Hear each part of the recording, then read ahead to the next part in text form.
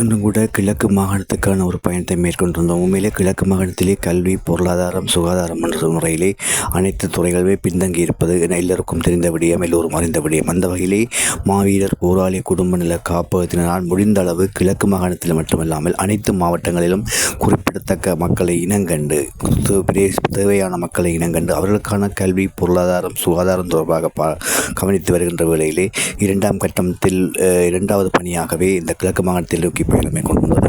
உண்மையிலே இந்த கிழக்கு மாகாணத்திலே கல்வியாக இருக்கட்டும், பொருளாதாரம் இருக்கட்டும், சுகாதாரமாக இருக்கட்டும், வாழ்வாதாரமாக இருக்கட்டும் அனைவருமே ஒரு முக்கியமான ஒன்றாக. அந்த வகையிலே கிழக்கு மாகாண சித்தாண்டி பகுதியிலே ஒரு முருகன் கோயில், அந்த முருகன் கோயிலை தரிசித்து விட்டு பணிகளை மேற்கொள்வதற்காக நாங்கள் தயாராகி கொண்டிருந்தோம். உண்மையிலே இந்த முருகன் கோயிலுக்கு இந்த வரலாறு இருக்கின்றது. சித்தாண்டி முருகன் கோயில் என்றாலே நிறைய வரலாறு இருக்கின்றது, அனைவருக்கும் தெரிந்தபடியே மிகவும் சித்தாண்டி பகுதியிலே மிக ஒரு பிரபலமான கோயில். அனைத்து மேதங்களும் இன்றி அனைவரும் ஒன்றிணைந்து இந்த கோயில் வழிபடுவதற்கான பல சூழல்கள் இருந்தாலும் கூட இதற்கு பல வரலாறு இருக்கிறது என்பது குறிப்பிட்ட ஆலயத்தினை தரிசித்துவிட்டு மாவீரர் போராளி குடும்ப நலத்தினர் மக்களின் தேவைகளையும் சேவைகளையும் அறிவதற்காக சித்தாண்டி மட்டுமல்லாமல் சித்தாண்டி அண்டிய பகுதியில் உள்ள கிராமங்களிலே மக்களின் தேவைகளை பூர்த்தி செய்வதற்காக மக்களை நோக்கி சென்றனர். அந்த வகையிலே கிராமத்திலே பல உறவுகளை சந்திக்க வேண்டிய சூழல் ஏற்பட்டது. பல உறவுகள் மக்கள் காத்திருந்து தங்கள் குறைகளையும் நிறைகளையும் இழந்தனர். அந்த வகையிலே கல்வி என்பது மிகவும் முக்கியமானது ஒன்று.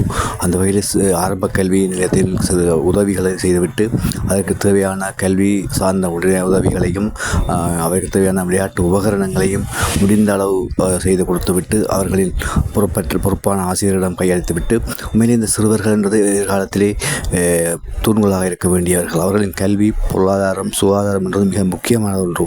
அந்த வகையிலே சித்தாண்டி பொறுத்தமட்டிலே பின்தங்கிய கிராமத்திலே இந்த சிறுவர் பாடசாலைக்கான உபகரணங்களையும் முடிந்தளவு அவர்களிடம் கையெழுத்த பிறகு அவர்களின் மகிழ்ச்சியை, எண்ணற்ற மகிழ்ச்சியை பார்க்க முடியவில்லை. உண்மையிலே இவர்களின் எதிர்காலம் என்பது மிகவும் முக்கியமானது. இவர்களை கருத்தில் கொள்ள வேண்டியவர்கள் அனைவரும். உண்மையிலே இவர்களால் நமது எதிர்காலங்கள். அவர்களுக்கான சில வேலைகளை நாங்கள் செய்ய வேண்டிய இடத்தில் கண்டிப்பாக செய்ய வேண்டிய தேவையும் இருக்கின்றது. உண்மையிலே அவர்களின் சந்தோஷத்தை பாருங்கள், எவ்வாறு விளையாடுகின்றார்கள் என்று. உண்மையிலே நீண்ட காலமாக புனரமைக்கப்படாமல் இந்த விளையாட்டு உபகரணங்களை நாம் புனரமைத்து அவர்கள் கையெழுத்தையோட உண்மையிலே பார்க்கவே சந்தோஷமாக இருக்கின்றது. உண்மையிலே இவர்களை போன்றவர்களை, இவர்களுக்கு உதவி செய்வர்களை நாங்கள் என்றையும் மறக்கக்கூடாது.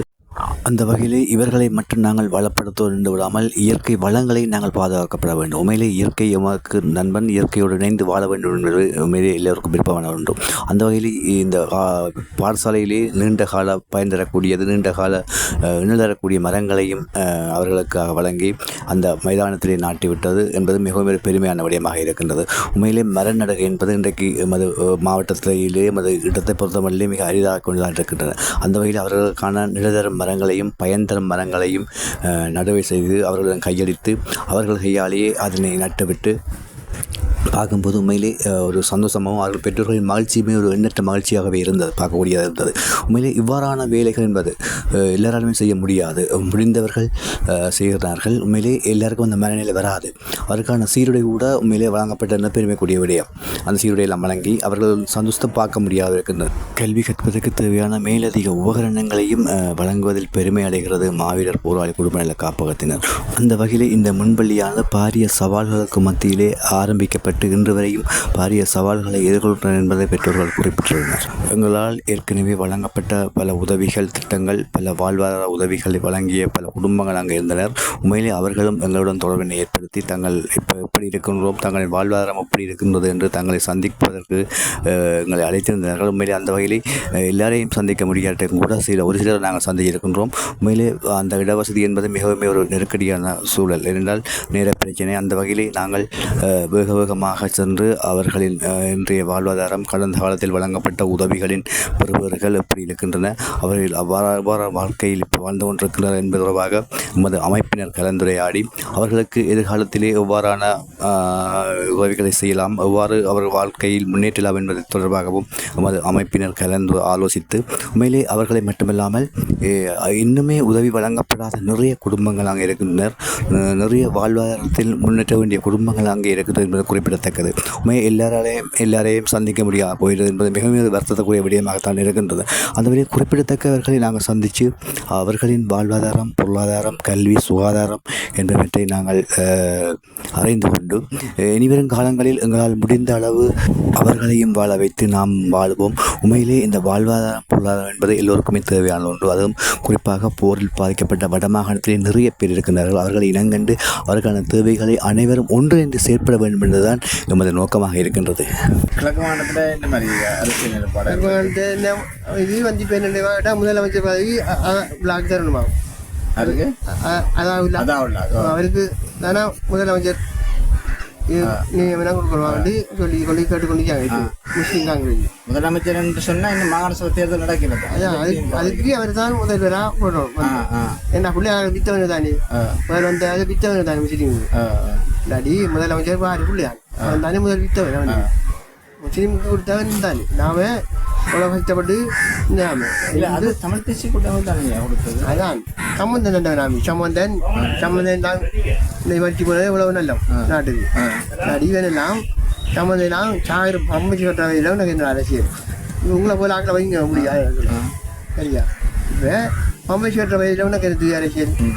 அதே மாதிரி இப்போ வந்து யாழ்ப்பாணத்தில் தமிழ் அரசு கட்சி இப்போ ஆட்சி அமைக்கிறது உள்ள ஆட்சி தேர்தல் அந்த ஆட்சி அமைக்கிறதுக்கு எல்லாரும் சேர்த்து டாக்டர் சேவலா போய் கழிச்சாங்களா.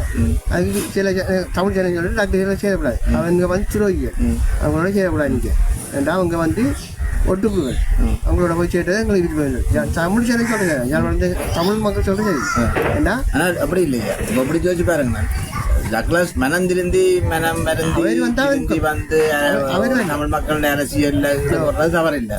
ஆனால் சேர்ற தரப்பு ஒரு பிள்ளையான தரப்புண்டா ஏற்கனவே தமிழரசு கட்சி இவ்வளவு 15 வருஷ காலத்தை வீணடிச்சு தமிழ் மக்கள் அரசியலை படக்குழிக்க தள்ளினதான் இந்த வரலாறு. அப்போ அதோட போய் ஏற்கனவே இப்போ அரசாங்கத்தோட ஒட்டி உறவாடி கொண்டு போய் டக்ளஸுக்கான வாய்ப்பை அதோட போய் டக்ளஸ் திருப்பி மீண்டு எழும்புறதுக்கான ஒரு சந்தர்ப்பத்தை கொடுத்த மாட்டாங்க. டக்ளஸே வந்து அந்நேரமே நாம தலைவர் காலத்தில் தரிச்சரிக்கப்பட்டாங்க.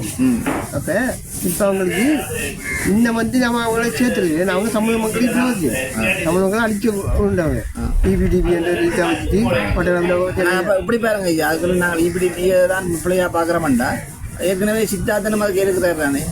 எல்லாரும் சித்தாந்தனம் அதே துரோக அரசியல தானே ஏன் சித்தாந்தம் எடுக்கிறாண்டா தமிழரசு கட்சி என்ன சொல்லி இபிடிபி அதுக்கு இருக்கக்கூடாது. தேசிய கட்சி என்ற பேர்ல சுமந்திரன் சாணக்கியன் போன்றவர்களும் இருந்து ஒரு துரோகத்தனமான அரசியலை தானே செய்து கொண்டிருக்கிறார். தமிழக அழிவுக்கு இவங்க தம்பி பேரும் இவங்க பேரும் தமிழ் மக்கள் விடுதலைக்காவடி ஒரு அரசியல் செய்ய மாட்டாங்க. நாம அரசியல் செய்தார்கள் எல்லாம் அழிச்சுட்டாங்க. இப்போ தலைவர் நம்பிப்பாரு. நீங்க என்ன நினைக்கிறீங்க? இப்போ அரசியல்வாதிகள் வந்து ஒரு தரமே தமிழ் மக்களுடைய அரசியலை சரியா முன்னெடுக்கலையேண்டா தமிழ் மக்களுக்கான மீழ்ச்சி என்ன? ஒரு ஒத்தியாச்சுண்டா அது செய்கிறான். அங்கே வந்து ஒத்தியாச்சுண்டா அது இவன் சொல்கிற தம்பிங்க அது செய்கிறாரு.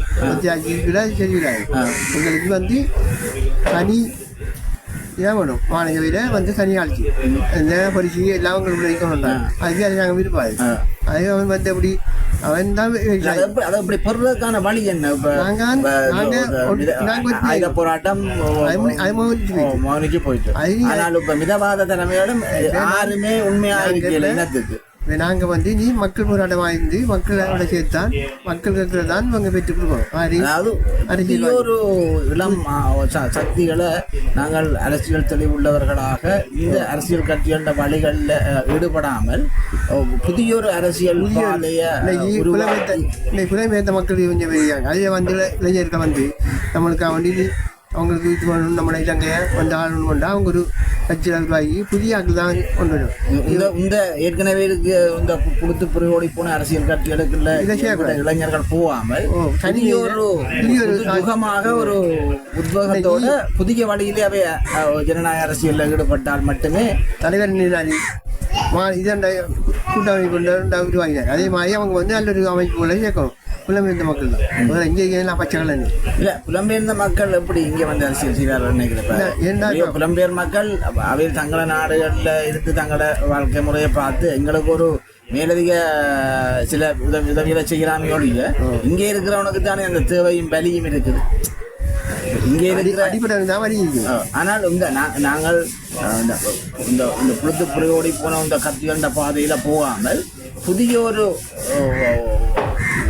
மூன்றாவது அல்லது புதிய ஒரு உருவாக்கத்துக்கு கூடாக அரசியலை புதிய அலைகளுக்குள்ள ஒரு உருவாக்கத்துக்கு ஒரு புதிய சிந்தனை கூடாக அரசியலை முன்னெடுக்க வளைக்கிட்டாலே ஒழிய மறுபடி இவர்கள் இந்த அரசியல் பாதையில கடந்த 76 வருட காலமாகவும் இந்த இறுதியாக ஒரு 15 வருட காலமாகவும் தமிழ் மக்களுக்கு விரும்பினது எதுவும் இல்லை. இருந்ததையும் கலட்டி கொடுத்து இந்த பூமியை கூட இன்னைக்கு சொன்னால் அரசு விடுமையாக்க போறாரு அப்போ பிடிக்காம இருக்கு. அது என்ன இப்போ வந்து நம்முடைய நீங்கள் அந்த இளைஞர்கள் இளைஞர்களுக்கு தான் வரணும். என்னத்தை நீங்கள் சொல்கிறீங்க? இப்போ கடந்த 76 வருட அரசியல் வரலாற்றின் முடிவாகவும் 33 வருட ஆயுத போராட்டத்தின் விளைவாகவும் இந்த இறுதியாக 15 வருட ஆயுத அகிம்சை மிதவாத அரசியல் தலைமைகளில் தமிழ் மக்கள் எதுவுமே பெற முடியாமல் இன்னும் திண்டாடி கொண்டு நிற்கிற இந்த அரசியலை செய்து கொண்டிருக்கிற இந்த வரலாற்றில் இருந்து இளம் சந்தைகளுக்கு நீங்கள் என்னத்தை சொல்ல விரும்புறீங்க? இந்த வந்து அரசாங்கமும் எல்லாம் வந்து சின்ன அரசாங்கம் தான். அவன் உதவி தான் பார்ப்பான். நம்மளோட தமிழ் மக்களுக்கு உதவியை குறைச்சி போடுறாங்க பட்டத்துண்ட போடுற மாதிரி தான் போட்டு முடிப்பான். வேற நம்மளுக்கு நாம கேட்குற மாதிரி நம்மளுக்கு ஒரு தனிநாடோ இல்லை தமிழ் அதுக்கு நாம கனவு தான் இன்னும் கனவு தான் கண்டு கொள்ளணும்.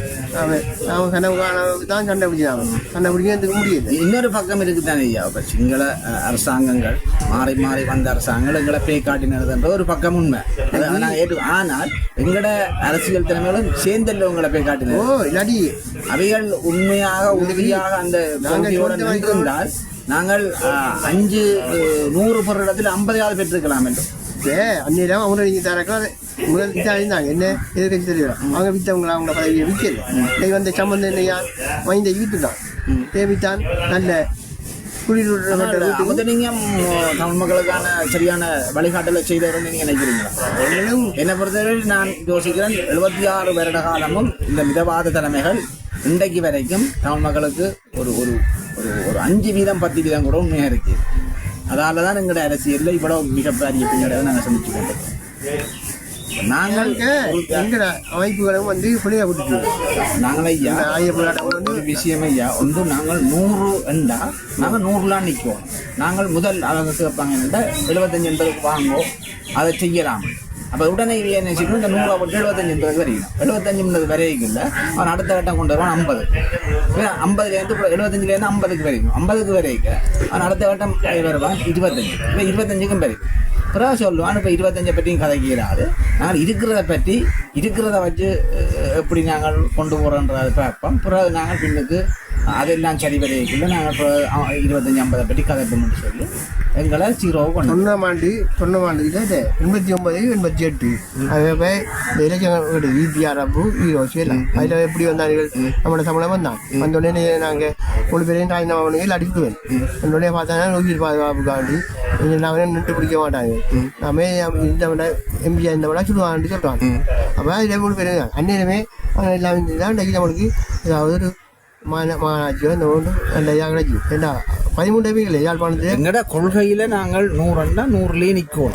அது நாங்கள் 99க்கு வர்றதுக்கு கூட நாங்கள் தயாராக இருந்தோம்டா அது சரக வலிக்கிட்டா அது கீழே அப்புறம் 0லாம் வந்துடும். சாணக்கியர் மட்டும் மாட்டாங்க மாவட்டத்தில் சத்தம் மட்டும் முடிக்காது. அவர் சத்தம் மட்டும் தெரியும். அவர் நீ கொஞ்சம் அவர் ஒரு ஆள் சத்தம் மட்டும் தெரியும்.